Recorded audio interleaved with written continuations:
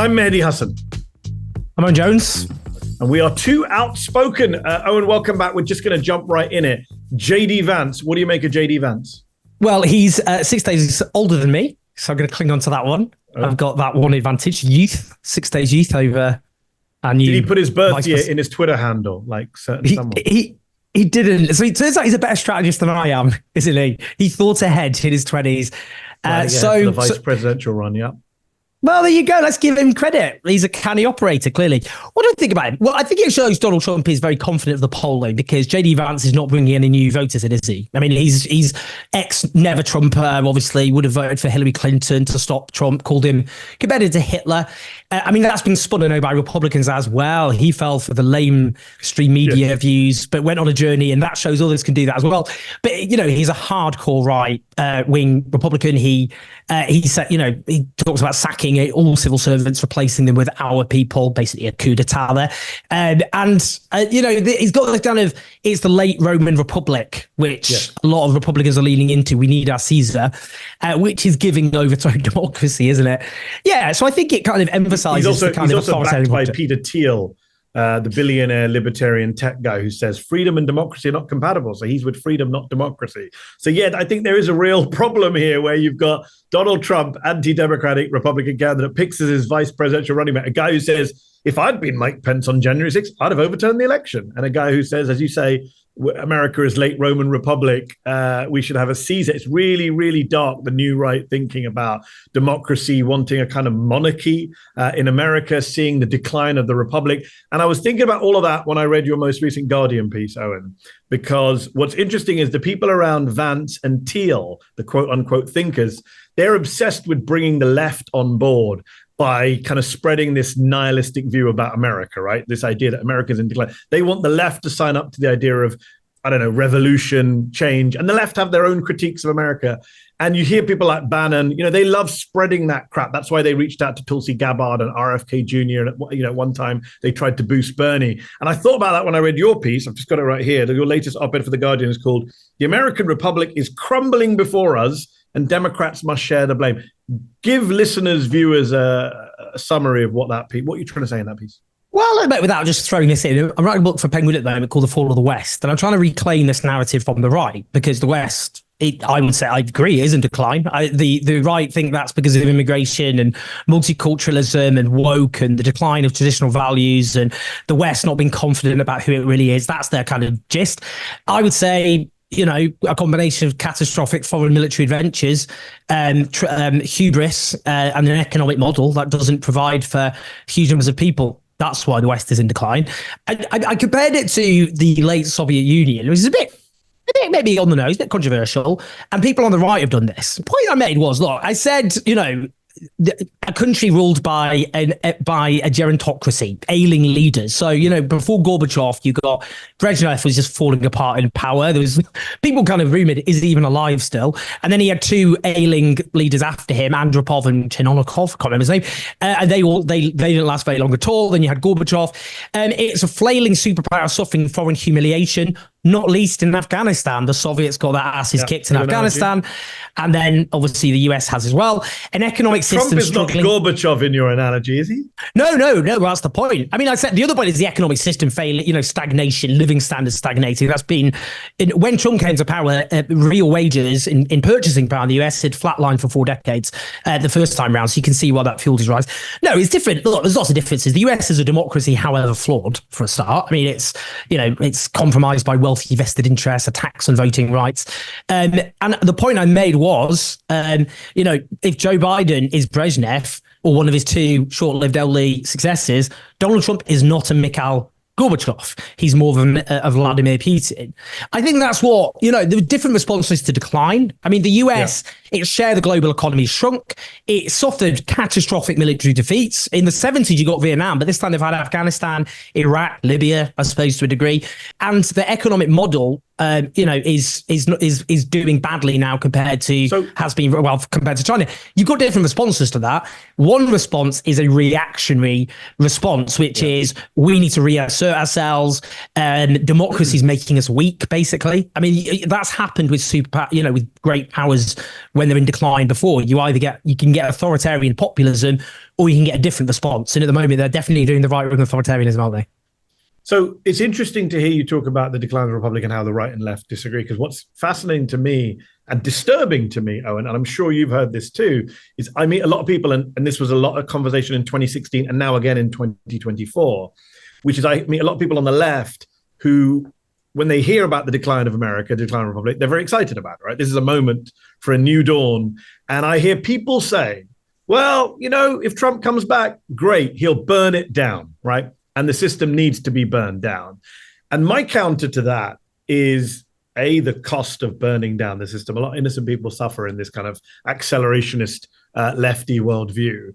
But also, B, Michael Moore said this in 2016 when I put this point to him, which is, that's fine. Even if Trump burns down the system, you don't want Trump to be the one rebuilding it, and he will.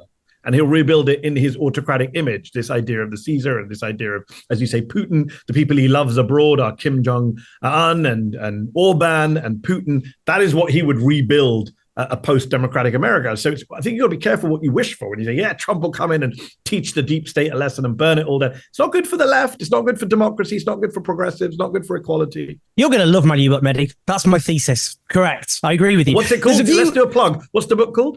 The Fall of the West. The Fall of the West. It's the kind of book I would think Douglas Murray would write. Well, indeed, I think it's a big mistake that the left has allowed the right to define the terms of something that's clearly happening around us.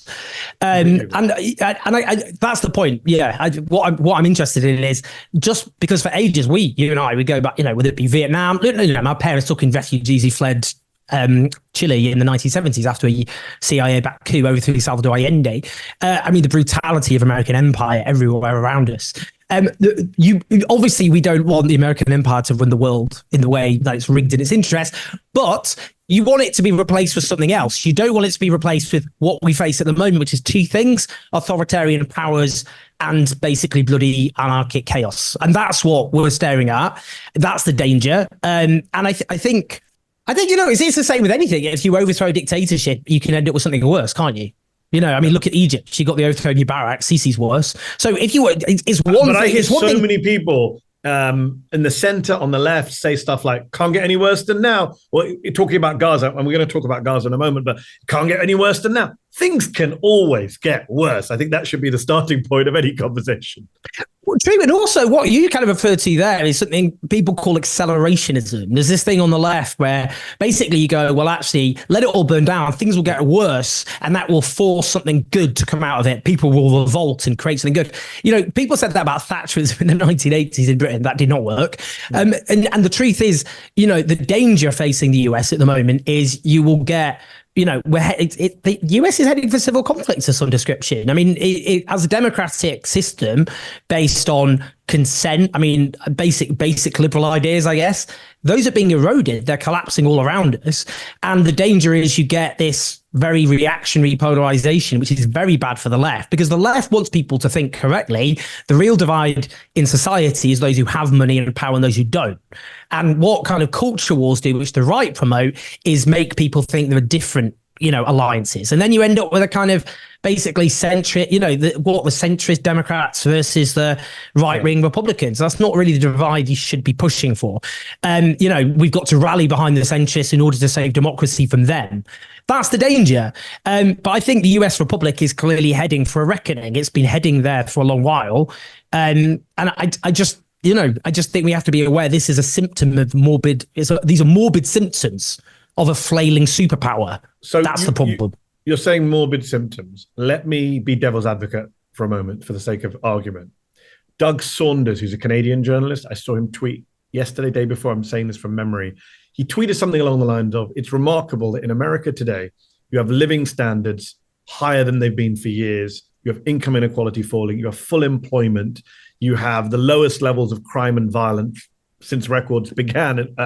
You have a country that's not in an active war zone, not at war, for the first time in decades. And yet you have this seething resentment. You have this people saying they're pissed off at the system, Republicans saying civilization's at an end. How do you square the two? I mean, it's true in the last few years. For example, child poverty's fallen in the US and reversing the trend before. I think full employment is not something to, turn your nose at.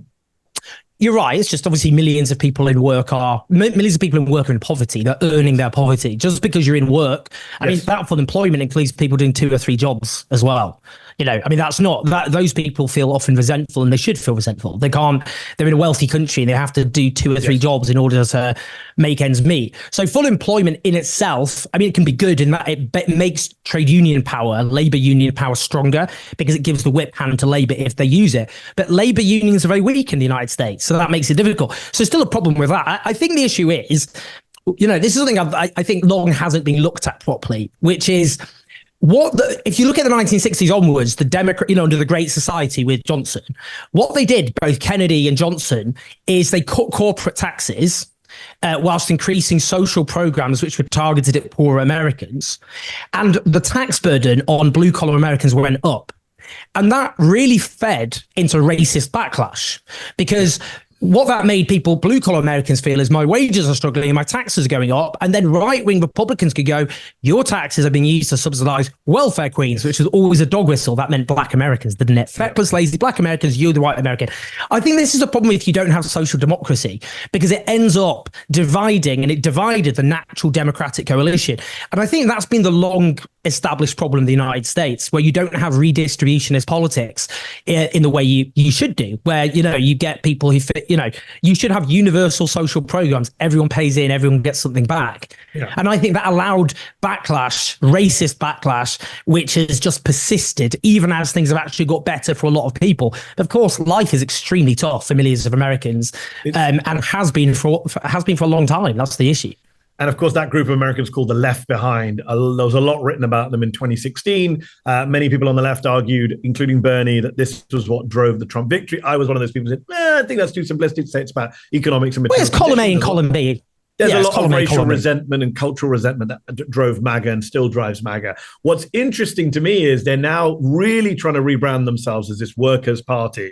J.D. Vance gave a speech last night at the RNC, very late at night, very dull speech, but kind of going on about his background, kind of as a hillbilly from poorer white parts of America. They are obsessed with being kind of anti-corporate. We're anti-big corporation, which is BS, because Donald Trump is kind of hawking out the entire agenda to big oil. And of course, Vance himself, while talking a good game on labor, and he turned up to, I think, one of the strikes, and he got mocked by a Democratic congresswoman there, saying, first time, it's a great clip. But he doesn't actually vote for the PRO Act, which is the major pro-trade union legislation in Congress that Democrats have voted for. He doesn't vote for a higher minimum wage. And I think it's so frustrating to me, and I'm sure it's frustrating to me, you in the UK, where the Tories have tried to do it too, this blue-collar conservatism. They talk a good game about being the workers' party, but they don't actually support the actual policies that you would support if you were truly a workers' party. Vance doesn't. Well, it's political fraud. I mean, they take the garbs of the left and they wrap themselves in it. You're right. I mean, the Conservatives did it here. Margaret Thatcher, she used to say that class is a communist concept. She says it sets people into bundles and puts them against each other. She wanted to erase the very idea people were in classes. And actually, right-wing populism since changed that. It said, no, we're going to talk about class, but we'll redefine it as cultural. The working classes are being done down by liberal... Don't forget, it's always white working class, the extra appendage. Exactly. Being done by liberal progressives who are just jetting around the world, who are rootless, and who have contempt for traditional values of workers. So they're trying to get rid of the economic relationship. But you're right. I mean, the danger is, I suppose, you could see this with the Clintonian Democrats. It was very easy for them. They ceded the ground because they were so obviously corporate and all the rest of it. Exactly. It led an opening which right-wing populists could tap into. Joe Biden shifted partly because of the Bernie Sanders phenomenon, and he followed the shift in the Democrats. He's been very pro-Labour, to be fair to Joe Biden. He has, but I mean, I guess the problem is he's just the worst possible representative of it in lots of ways, partly because of his decline and because of Gaza, of course, which has just really alienated so many of the sorts of people who that might appeal to, particularly kind of younger Americans, people of color. But it's still, the Democrats left an opening for ages with the Republicans. They allowed themselves to be seen as the elites, corporates, all the rest of it, and that opening has been manipulated by, as you say, they're fraudulent populists. There are people who push policies that benefit the rich whilst portraying themselves as the tribunes of the workers. You mentioned Gaza. Earlier in the conversation, you mentioned in your book, your thesis is partly about foreign military adventurism going wrong, these expensive wars, people seeing their money and their young kids going out to fight these wars. What's interesting about Gaza, and obviously the money that the United States spends on Israel, is we were told again and again, for years, not just since October 7th, no one cares about foreign policy. This is just a lefty obsession. It's a liberal obsession. It's a fringe obsession. It's an elite obsession. Ordinary workers don't care. Ordinary voters don't care. In fact, there's a poll out this week, Owen, that shows 4 in 10 Americans say Gaza will affect their vote, make them less likely to vote for Joe Biden. And I think that's interesting in a time when we're seeing Joe Biden almost being pushed out the door. Let's see by the time this airs, is he still president? Is he still the presidential candidate, I should say? But what's interesting is people do care about Gaza. It has cut through. It is affecting not just Muslim and Arab Americans in places like Michigan, but young voters, black voters, progressives. And even in the UK, we just had an election. You and I discussed it in London the other week. You had 4 independents in addition to Jeremy Corbyn getting elected mainly on the Gaza issue. And yet there's been no real course correction either from Joe Biden, and I hope his replacement, if there's a replacement, will do a course correction, or from Keir Starmer and David Lammy and the Labour Party. In fact, Labour are now in office, and new Foreign Secretary David Lammy headed to the Middle East on a peace mission and got photographed shaking hands with Benjamin Netanyahu. And you had some stuff to say about that online, didn't you? I did actually, yeah. Always nice to get feedback from the best people on the internet.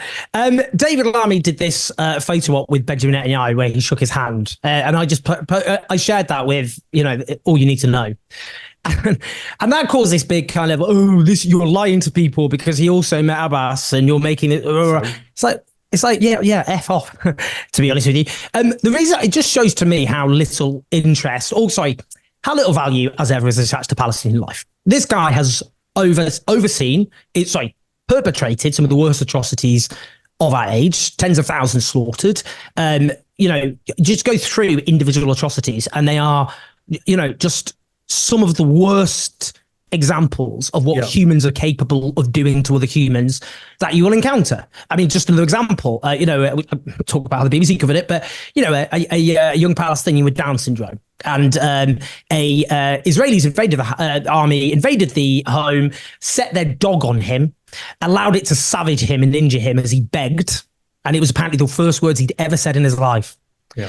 And then they put him in another room, marched the family out, and then they came back and found his decomposed body a week later. That's just one example, isn't it? One example out of so many horrors we're not even aware of. The BBC said what? He died alone or died a lonely death, not that he was killed by Israel? The first headline, there was a huge uproar, quite correctly so, about this. The first headline was the lonely death of Gaza man with Down syndrome. That was changed after outrage with Gaza man with Down syndrome attacked by IDF dog and left to die, mother tells BBC. Well, slightly more accurate, I think we can all agree.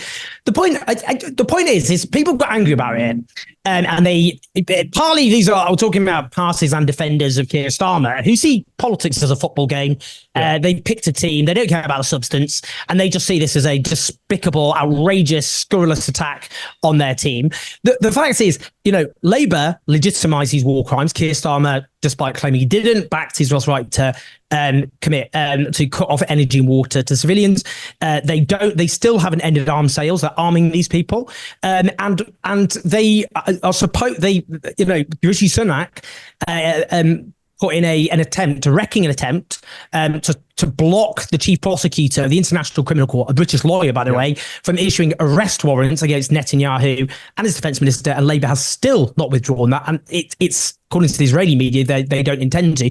We could go on. There were reports in The Guardian that they might not do that, but we haven't heard any clarification on that. And in fact, David Lammy going to Israel and shaking hands with Netanyahu probably suggests, and we're hearing that the Biden administration was putting pressure on the new Labour government to not stop their objection to the ICC. And the Lamy photo for me was interesting because, of course, the people who attacked you, they all say stuff like, well, he's the foreign secretary. Of course, he's got to meet the prime minister of Israel. Not true, actually. Even with an allied country, when something bad happens, and something bad did happen just before he met him, the Mawasi massacre, where they dropped 5 2,000-pound bombs on people literally in tents, killing 90, 100, who knows how many people, women and children. That's separate to the UN school in Nuseirat that they also bombed and killed dozens of people. That's separate to many other killings. He could have said, you know what, given that, I think it's best to postpone my meeting. That's totally normal diplomatic protocol, even with allies. Some controversy or scandal happens, you don't want to be seen shaking the hand of the guy who just did it. Lamy had no issue doing that. What's interesting, again, is people go, realpolitik. Well, Ukraine, Russia, Putin has an arrest warrant out for him. Netanyahu doesn't have arrest warrants yet, but it's been requested, as you say, by the British Tory prosecutor who's asked for it. He would never be seen with Putin, and the defense would never be, well, he met Putin, but he also met the Russian opposition leader. No one would buy that, right? The double standards are amazing. And the last thing on Lamy is, the problem is, for a lot of these Labour politicians, when it comes to Trump and Netanyahu, is it's very easy to go on your phone, pull up your Twitter and see, what did they say when they were not in office? Well, here you go. You search for Lamy and Netanyahu in 2019. Petty, small, vindictive. The behavior of tyrants, not Democrats. Shame on Trump. Shame on Netanyahu, he said, tweeting about Netanyahu blocking Ilhan Omar and Rashida Tlaib from going to Israel. He did another tweet directly at Benjamin Netanyahu, quote tweeting him in 2019. Shame on you. Shame on you, he said. Stop building walls. Start building bridges. Now, people will say again, Mehdi, you're so naive. That's when he's in opposition. But that's why people have lost faith in politics. Because you say one thing here and another thing there. You cannot be trusted. Well, that's David Lammy all over, isn't it? Let's be honest. I've done events with David Lammy. I've met him, so have you. I've known him for years. He's a shapeshifter. That's who he is. I don't think he has a strong political. We've got the same literary agent for enough. He doesn't have a strong ideological core. He's interested in career self-advancement. Fair play to him. He's now foreign secretary. He's defeated a huge amount of odds, as a black Briton in an institutionally racist country. I wouldn't begrudge him for that. But he's clearly a shapeshifter. And again, even like you could even come up with an example. What if it's in the name of peace and meeting all the party people and shaking hands? Imagine he did that with Yahya Sinwar. That would never happen. It just never happened. The ICC chief prosecutors asked for arrest warrants for Netanyahu and Sinwar. Correctly so. But this is the point, isn't it? It's just within British society and the British political and media elite, Palestinian life has no worth. Look, Palestinians were in Britain shared that picture and they shared their disgust. They said, correctly, that man, he's shaking hands with a man who has butchered my family. And he's my foreign secretary, right? He's my foreign secretary, exactly. What British Palestinians are saying. Exactly. And until we have this reckoning, that about Palestinians, their lives do actually matter. This is the problem, through all this. I know we did this, the first chat we ever did was about were the real moderates, and it does feel a lot of the time we're just trying to just argue basic principles here. Yeah. That actually Palestinians just have equal life, and therefore you have to international work your way law backwards. Matters. People just really basic stuff. People should say the same things in opposition that they say in government. Just basic principles. That we're mad to believe that you should say the same thing today that you said last week, and you shouldn't. Consistency in office. Consistency. Yeah. Respect for international law. Treat people as human beings. Treat war crimes as war crimes wherever they're committed. Yeah, this is why I always say this. We're crazy extremists for believing that, Owen. The worst liberals are liberals. That's the problem. I'm not a liberal. I'm a socialist. But I always think socialists are the best social democrats, the most consistent social democrats, and the most consistent liberals. Because people who call themselves liberals or social democrats are normally neither liberal nor social democrats. Well, it's interesting you should mention that, because that's a nice segue into something I want to discuss before we finish, which is it's not just the British government which has put in an objection to the ICC chief prosecutor requesting warrants for Netanyahu on this absurd argument that the ICC doesn't have jurisdiction, even though it does, because Palestine's a member, just as the ICC has jurisdiction in Ukraine, even though Russia's not a member. But now the Germans have come along. Germany, perhaps the most pro-Israeli country in Europe, has jumped in and they've put in an objection. Owen, what's the objection about? Remind us. The objection is that there is an ongoing war and therefore it's not appropriate to intervene legally in this way, even though Germany has backed the ICC arrest warrants against Vladimir Putin. Last time I checked, the war in Ukraine is still ongoing. That's their main objection. I think they also said you've got to let the Israelis investigate, right? You can only go to the ICC if a country doesn't investigate their own soldiers. And Israel apparently is looking into attacks on schools and hospitals, which made me laugh because the IDF, they have a 99.9% or whatever acquittal rate on Israeli soldiers accused of committing crimes. It's not just that, by the way. Just to show how ludicrous that particular legal argument is, if you speak to lawyers, the point they make is the only way Israel could get around this is if they launched a criminal investigation into Netanyahu and Yoav Gallant. That would be the way of preventing, because then they could say our courts are investigating this. Look, I think the point, I need to be careful here. The current criminal investigation of Netanyahu over bribery and corruption is going so well in Israel. Do you see what I mean? I mean, look, I need to be careful because both of us, we're British. British culture kind of has a slightly anti-German streak. You know, the whole during the World Cup where football fans chat. Yeah, Acton, one World Cup, two world wars. I'm not a fan of the German state as things stand. I'm just going to be honest about it. I'm not being xenophobic about Germany as a whole or German people or German culture, which is the German. Well, interestingly, I got to jump in quickly. The polls in Germany are actually show the German people are not as pro-Israeli at all as their establishment, their media, their ministers. They oppose this. Green politician who famously said, "I only clapped for the Israeli on stage, not the Palestinian at that awards ceremony." Like open anti-Palestinian racism that we see in German society right now is led by elites. So we're demarcating the German state, and the German state just needs to shut up and just sit down and just not say anything. We don't need your opinion on genocide. Just stop arming them because they're providing more arms than any other nation apart from the United States. They could stop doing that. But, Namibia, I thought one of the best interventions against Germany was the state of Namibia. I love this Twitter beef between countries. Love that. Namibia just did a long spiel because that was Germany's first genocide of the 20th century. Already a problem, by the way, when you're already having to go through, the first genocide. Which genocide? Which one are we talking about? And they committed genocide in Namibia, and Namibia just went through and went, just shut up and sit down. You committed genocide against us. You are not an authority on genocide because you are a perpetrator of genocide. That's a new one. We know about genocide because we did it. Take it from us. But what they keep doing, they're consistently on the wrong side. That's their problem. Their lesson from being a perpetrator of genocide is to be complicit with yet another genocide. That's their lesson. And you know what? They are in Germany. You have German Jews who are speaking out and being hounded by the German state, including Israeli Germans, I might add. Just one example, an Iranian a gay refugee who I spoke to, a German Iranian, fled Iran and now is being monstered by non-Jewish Germans because he called for a ceasefire, who are demanding he goes back to his Islamist shithole country and trying to force the Israeli flag on his door. They are acting out their racist impulses there, using Israel and their own history as an excuse to commit more racism. It is absurd and it needs to be called out. Shame on the German state. Happy to call out on Two Outspoken. Before we finish, let's call out someone else in Europe who really pisses me off. Is a friend of British leaders, Giorgia Meloni, the Italian prime minister, who literally runs a party that is descended from the Mussolini fascists. Right? She is you remember that picture of her and Rishi Sunak where they looked besotted. But people love her. Biden's been a big fan of hers as well. She's successfully rebranded. I think it's fair to say the Italian far right got them into office, given them a global profile. And yet I see this week, I just woke up today to a story in The Guardian about how she successfully sued an Italian journalist, and she's got a bunch of lawsuits out against my good friend Rula Jibril, the Palestinian Italian journalist. She's suing a lot of people, and she sued one journalist for calling her short, for mocking her height in relation to Mussolini. And she won a defamation case, which is kind of crazy absurd that the authoritarians have the power to win defamation suits based on comic insults.